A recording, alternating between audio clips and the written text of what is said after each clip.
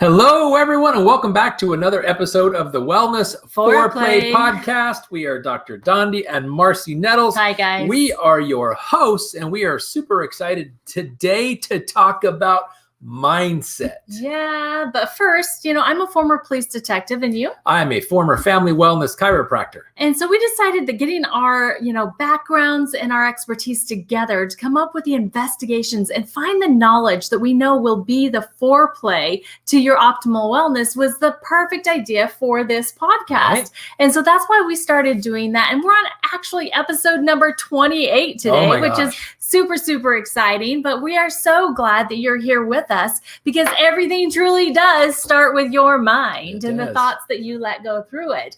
So today, and the way that we normally do these podcasts is we have one topic, we answer four questions about each of the topics, and that's where we got foreplay from, guys. So we hope that you are in the mood to get some great information today. So what are the four questions that we're going to be covering today? Let's look here. We have got, what is mindset? And why is it important? The second question is, how is our mindset developed? The third question, how does what I say, think, and let into my mind matter? And then the fourth question is, why must you stay in control of your mindset? So for today's episode, number 28, all about mindset, we're going to go ahead and jump into question number one. Are you ready for that? Okay, so question number one, what is mindset and why is it important? And so I like to go back to those good old definitions from the dictionary. And so what it says in the dictionary, mindset is the established set of attitudes or beliefs held by someone. And then I just kind of took it a little bit further because we're actually born limitless, guys. Did you know that you're actually born with everything that you need to be able to accomplish anything that you ever can think about in your lifetime? You absolutely are. And so our mindset is actually what we believe about ourselves and the world around us. And then what happens after is really kind of up to us, right? So is there anything else you'd like to add to about what is mindset, or just keep it really simple on that first question? I guess it's kind of your frame of reference or your kind of your paradigm, if you will, of what life represents. And a lot of it is programming. We're going to talk about that. So it's the set of your mind. How do you interpret where you are in the world as a whole? And what does that mean to you is really the mindset. It's your vantage point. Where are you coming from in everything? Yeah. And guys, just so you know, we're a little bit passionate about this. Yeah. It's a big deal. Yeah. Well, and the reason why we're so passionate about it is because it's an area that we've actually had to really focus on individually. And so we're just going to be sharing a lot of the groundwork that we've done for ourselves because your mindset really is the foundation. It's your launch pad to where you can really set your sights and go. So let's move into question. Like that saying goes, the mind is a terrible thing to waste. It certainly is. So let's move into how you can take better control of it, right? Let's move into question number 2. So how is our mindset developed? This is a big one. It is. Yeah, it actually starts when you're in your mother's womb. Through programming.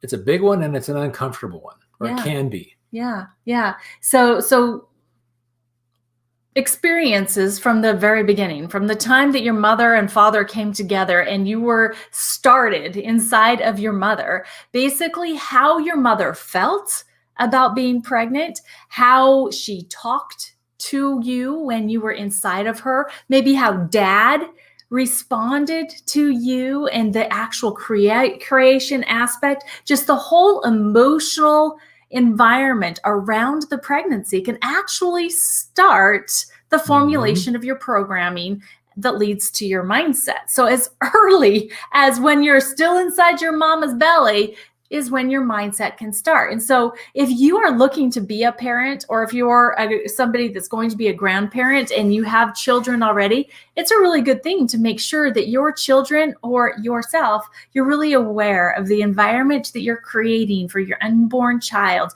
before they even take their first breath.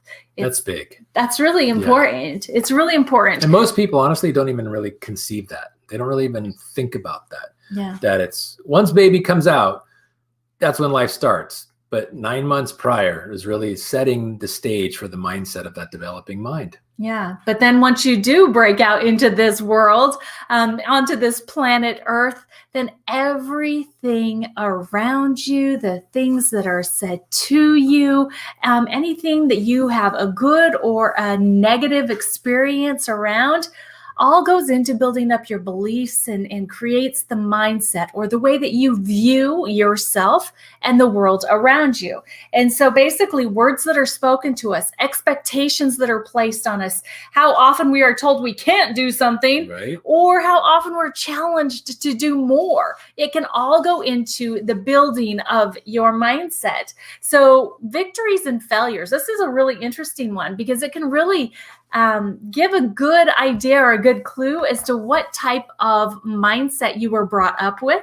When you look at when you try something and you fail, do you consider it to be a negative thing or a growth opportunity? Do you get motivated or do you get stifled? Yeah. Yeah. Does it push you to do something more and different, or do you stop? This is a moment just for you to ponder. It's like, think about some of the things you've tried recently or even in years past, and you didn't go exactly the way you wanted it to go, and so you felt like you had failed. How did you respond? Because that will tell you a lot about your mindset and the way that you are showing up, because it all comes from the way you think and the way you respond to experience that you have. And so it really starts with that programming. So programming create your beliefs, okay? And then your beliefs create your attitudes. Your attitudes create feelings, and feelings determine the actions, and actions that you do will determine the results. Yes. Good or bad, positive or negative. And by the way, I just have to give a big old shout out to my buddy, my pal, Dr. Shad Helmstetter. Absolutely love his book, What to Say When You Talk to Yourself. It's one of the best things that I've ever found in how to really understand how your brain works and how you can positively affect your mindset, but also where it starts, and that's in the programming. Seriously. Yeah. That's an amazing book. It's a transformational book well, I'll have to share a personal story. I hated the book when I first started to read it, talking about Shad Helmstetter's book, What to Say When You Talk to Yourself. And the reason is because I had previously read a book called The Power of the Subconscious Mind by Joseph Murphy, and talked about mind over matter as kind of the synopsis and all the different examples of that. And when I got into reading What to Say When You Talk to Yourself, it was very difficult to read because not only did it hit close to home, it blew up my home. It might as well have been written for me. And I related to it so much, but it was so painful to honor and come to grips with and admit what I was reading was true in my own life. Mm-hmm. So I started and stopped the book 3 times before I actually completed it. But I have to tell, can I tell the story about my dreams yet? No, okay. Not yet. We're not quite there yet, because the next question is gonna really lead into that. So let's go ahead and let's jump in there. So the third question is, how does what I say, think, and let in to my mind matter? How does it matter? Why does it matter?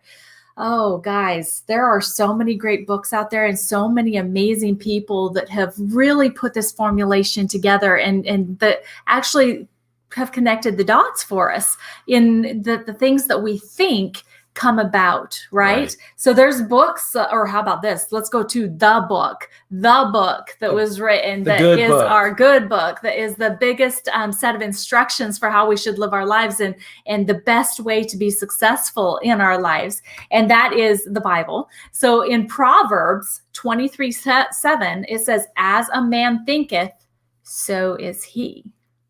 Right? So as you think, you become. And then Proverbs 18:21 is, death and life are in the power of the tongue.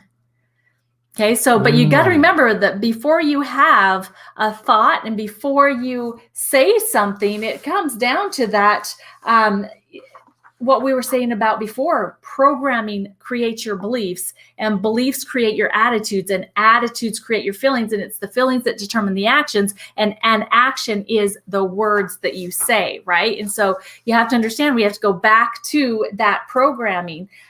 to make sure that we're covering it all and you are doing things exactly the best way. And then Napoleon Hill. The best all-time one. Yeah, for sure. I love Napoleon Hill. So whatever the mind can conceive and believe, it can achieve, right? How do you like that? But wait a second. Do you believe that? Yes. Do you hear what I just said? That if you can think something, you can do it. If you can dream it, you can have it. Have you ever thought that? And so when we say that you are actually born with everything that you need to be able to do everything that you can ever dream of, that's exactly what we're saying, because you have such a powerful mind. Do you want to share your story? And then I've got one I want to share as well, a good example of how our minds work, very much like a supercomputer. Yeah, absolutely. Because it's all about programming. It's all about what we're told, what we tell ourselves, or what we allow other people and other influences to tell us by the things we allow in our mind. And so, as I said previously, I read that book called The Power of the Subconscious Mind by Joseph Murphy. And I was moved very much by it. In fact, I used to listen to it. In fact, every night I go to sleep listening to an audiobook. And I did the Power of the Subconscious Mind probably over a period of about 2 weeks, because I would remember up to a certain point and I'd go back to the part that I last remembered, and I'd start from there. So it would take me about 20 nights to get through, because I fall asleep pretty quickly. But it was a pretty compelling book. And then I started listening to The Power, or read the book, What to Say When You Talk to Yourself. And I started listening to Dr. Shad Helmstetter has a series of basically incantations that I listened to for years, literally. And I didn't really know what was happening. I didn't really notice much at first, but I have to be fully transparent here. I've been haunted, or I was haunted, by a recurring nightmare for my entire life. As far back as I can remember into my childhood, if I was ever in a fight, in a hand-to-hand combat, in a dream, I would always lose. If I was going somewhere and somebody pulled out a gun and shot me, I would always die, or whatever it was, whoever my nemesis was in my dream, whether it was another human being, whether it was a monster, whether it was a dinosaur or a shark or a bear, or fill in the blank, whatever it was that was coming against me, I would end up perishing in my dream. And it was always that way for years. And then I realized I had a dream that I was actually in a fight and I won. I beat the guy. And it didn't really take me by surprise all that much until it happened again in another dream. And then it happened again in another dream. Now, these aren't like nightly dreams. They were spaced out over several weeks to maybe a couple months. But I realized, oh my gosh, I haven't been beaten or killed or died in any kind of combat situation in my dream for a while. And I remembered the previous three, and I thought, I had this epiphany. What was happening? My subconscious mind was being reprogrammed while I was sleeping, and it changed my mindset consciously and subconsciously so much that it even changed my dream. Yeah. That was really, really powerful for me. And I realized and I understood, how does this happen? It's all what you tell yourself over and over and over. And my first mentor when I was in chiropractic college was a guy by the name of Dr. Charlie Ward. And he would tell everybody, but he would say this: if I talked to you the way you talk to yourself, you would hate me. Probably punch him in the throat. Right. And it was just this, that we allow other people to talk to us the way we would never let anyone else talk to us, but we do it to ourselves. We reprogram our own mindset. But when we allow it to be reprogrammed in a positive way, it can change not only our dreams, it can change our reality. Mm-hmm. It's where you get the courage to walk into a business meeting or walk into a job interview, and you walk in with confidence. Yeah. Your posture's up, your head's back, your shoulders are back, your head's up, right? And you go in there knowing you're going to get the job. Yep. That's your mindset. And you walk out with the invitation to join the company. But if you would have walked in there, I'm like, why are they going to hire me? There's somebody else so much more qualified. My resume doesn't measure up. And all these other things, your mindset goes into it and it becomes self-defeating. Or you go into there with the proper posture, the proper mindset, and you walk out victorious. It's just your own programming. It's your mindset. Yeah, but it all comes back to how important it is to be aware of and control what is actually going into your mind, right? Yeah. What is it that you're hearing? Because what's really interesting about the story Dondi just shared with you about his nightmares was that he gave me a hard time about this book. He wasn't really interested in reading this book because it was hard. It was a difficult read, right? Not because it's hard to read, but it's the things that you have to face within yourself, right? And then I started listening to Dr. Helmstedter's affirmations and his recordings, his lifetime self-talk is what I have. And so listening to those, he didn't want to listen to it. So I just had it on in the background. I was still listening to it, knowing that he could still hear it. And at night, I would listen to it on my side of the bed, right?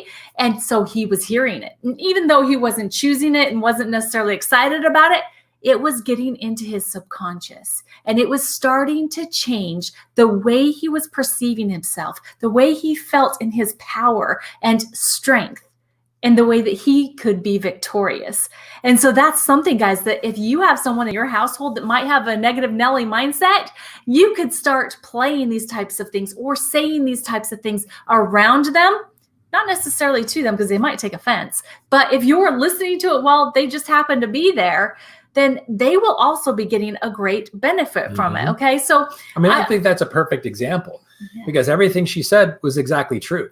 My mindset was preventing me from benefiting something out of pride and ego. It was preventing me from benefiting from something that Marcy was benefiting because she showed up differently to the equation. She wanted to change her own mindset more than I wanted to change mine because I looked at changing my mindset and facing what I would have to face as difficult. Yeah. That's errant mindset. That mindset that it's difficult, therefore I'm not going to do it, is a problem.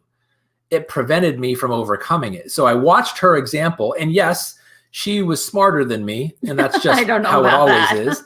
But she was playing it for herself loud enough that I was hearing. So I was getting a secondary benefit from something that was directly benefiting her, even though I carried the wrong pride and the wrong ego and the wrong mindset. So your mindset can be reprogrammed when you want it to, for sure, but even when you don't want it to. Yeah. So he didn't choose it for himself, but I was able to influence him with it, right? And that's always a good thing. She was the smarter one. So let's talk a little bit about our brains, okay? Because our brains are bigger and better and faster than the supercomputers, guys. What we could have the capabilities to do if we could just unlock the power of everything that's inside of our brains, we can't even consider. We can't even think about how huge of an impact we could make if we could just get our minds working. We only use such a small percentage of it, right? Well, think about it this way. I want to use an example for your mind versus a computer, or compared to a computer. Do you remember the last time you went and bought a brand new laptop computer? It was beautiful. It was shiny. There was no scratches or dents. And when you opened it up and turned it on, oh my gosh, the power it had inside of it. It was so fast. Anything you asked from it, you got like that, right? There was no hesitation, and it was amazing. And then you started putting your fingers on the keyboard. You started downloading things from places maybe you shouldn't have been in the first place. And along with the information was maybe coming something like a virus, something that wasn't good for that computer. But the computer didn't know how to get rid of it on its own. And you just kept piling on and kept piling it on and kept piling it on until that computer that used to be like, oh my gosh, I can't wait to work with that computer, it became your nemesis. It got so slow. It got so bogged down, and you just wanted to throw the dang thing up against the wall because it was driving you crazy because it wasn't doing what you expected it to do. Preach it. Until you found out that, oh my gosh, I could actually just go to somebody that's really smart, that knows how to take this computer and all of that negative, bogging down, destructive programming that you had put into the computer and you could remove it. That they could help you get rid of it. It could go away and it could almost be like brand new, right? And so you took it in and you did that. You had your computer cleaned, and all of the negative stuff, anything that was a virus or anything that you had brought into the system that wasn't right, you got rid of it and you took it home, and it was almost like it was brand new, and you were so excited again. Now, what if this brain of yours that you have been negatively programming or letting outside influences tear apart the potential of it for the whole time that you've been alive? What if you could take the power back, take some control, and you could go in and change? You could change everything that's going on inside of your mind with those experiences you've had, those beliefs you've developed, everything that has created the situation where you are right now. Because I want to know, are you exactly where you thought you would be at this point in your life? Are you? Have you made all the right decisions? Have you been able to blow it all up so freaking awesome because you are awesome? More than likely, you're like, hell no. No, I'm not exactly where I wanted to be right now. Well, it's all because of experiences and programming that you've allowed into your supercomputer. And so what I want to tell you is don't go throw yourself up against the wall. Okay? Don't think that it's the end and it's over for you yet. Because no, it is not. You were created perfect and you can be perfect again. All right, guys? First of all, Jesus died on the cross, gave you grace. All you have to do is say, I want you, and you are forgiven of anything that has contributed to the mindset that you might have right now. And then you find out how to put the right programming in. Take control. Talk to yourself better, because the things that you say to yourself, the things that you let inside of your mind are affecting the future that you will be allowed to live. It's huge, guys. Mindset is everything. It so is. Yeah. So should we hop to question number 4? Sure. All right. So let's move on to question number 4. So why must you stay in control of your mindset? Oh my gosh, I kind of just said it. I really did. But guys, it's because your mind is in control of your future. If you want something big, just think big faster. If you want something different, just dream again. Start asking questions and figure out how to get it. Because if you set your mind to it, you absolutely can have it. Right? That is true. Yeah. It makes me think of, if you don't honor that, if you don't honor the power of your own mindset and what can happen, not just with you, but maybe your family as an extension beyond you, maybe your neighborhood, maybe your community, maybe your state, maybe your country, maybe the world, as an extension of you making up your mindset. And I wanted to share a couple quotes about mindset. The first one I want to share with you was an example of this. Rosa Parks. Maybe some of you know the name Rosa Parks. A woman who decided, screw that. I don't want to sit in the back of the bus anymore. I want to be able to sit in the front of the bus where the white people sit. Heck yeah. I'm just as qualified. I'm just as awesome. Maybe those weren't her words. But that was her mindset, that she deserves to be up there the same way they do. Yep. And she stood there and she sat, and she wouldn't, her mindset was, no, I'm not going to move. And they made her move. And it turned into the Montgomery bus boycott. It became a major civil rights movement. It became a major pivoting. It was a pivotal point, and it was a tipping point that got people to pay attention to ludicrous ideas, because somebody made up their mind that no more. I'm not going to take this anymore. So and I want to read this quote from her. She said, I have learned over the years that when one's mind is made up, this diminishes fear. Knowing what must be done does away with fear. Think of her. She's an aging woman, minority. She's feeling inferior to the people around her, the white people around her, the authority figures that are telling her she's wrong, but she did it anyway because her mind was made up. And when her mind was made up, fear went away. It became now about principle. And thank God for people like that. Thank God for people that stand up for what is right, because that was clearly wrong what was happening, and she made it right. And another quote that goes along with this. This is Lewis Gordon's quote. There is nothing more powerful than the made up mind. Yes. So simple of a concept, but so profound. Because how many things can you think of that didn't happen until somebody made up their mind that it was going to, and they went out and did it against all odds, against all criticisms? I can think of one we have turned off right now, the light above our head. Thomas Edison, 10,000 times he got it wrong. But his mindset, I'm going to illuminate my entire office.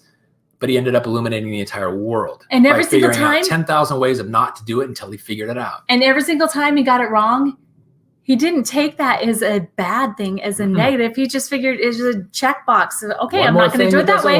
Not going to do it that way. Can't do it that way. And until he found the way that he could do it, he kept on going. So guys, really when it comes down to mindset, if you are not in control, someone else will be. Okay, their plan will not be serving of you. You will be placed in a box, left working like a mouse on a wheel, helping someone else who has a greater mindset than you. Ooh. That's big. That's empowering, but that could hurt too. It can be really hurt depending on where you're at, right? That one hit too close to home. I'm going to go change my circumstances. And that's it. That's it. Just identify. Feel how you identified with what I just said. And if it's like, then you've got some changes in your mind to do. And I'm going to read some mindset things that Dr. Shad Helmstetter, some of his positive self-talk things that you can say to yourself over and over again to help you get started on that too. But just know that we truly believe that you have a great purpose for being here on this planet Earth. It is absolutely time for you to think bigger, faster, and start to dream like you were a kid again, okay? So do you have anything else to add in here before I read these from Dr. Shad? Those are probably going to be powerful, so maybe I'll go with mine now. Okay, go ahead. You can just close it out with that. Absolutely. In looking at mindset, I found an example of the most extreme example that I could even imagine. And it was a gentleman by the name of Bill Robinson. He was in the United States Air Force as an airman first class in the Vietnam War. And his helicopter was shot down September 20th of 1965. And he was captured by the North Vietnamese army. They took him to what was called the Hanoi Hilton, which was he became a prisoner of war. He's the longest recorded prisoner of war in American history. He was tortured. He was beaten. He was starved. He was witness to many of his prisoners murdered in his presence to try to break his mind. And he never let it break. He handled it this way. He kept telling himself over and over and over, I'm only going to be in Vietnam for 3 days. Yesterday, the helicopter was shot down. Today is today. And tomorrow, I'm going home. He did that 3-day cycle in his mind for 7.5 years. Until he was released on February 12th of 1973. Wow. 7 years, 5 months after he was captured. In his mind, there was no other option other than I got shot down yesterday, today is today, and tomorrow I'm going home. Yes. He kept telling himself over and over and over in his mind for 7 years and 5 months.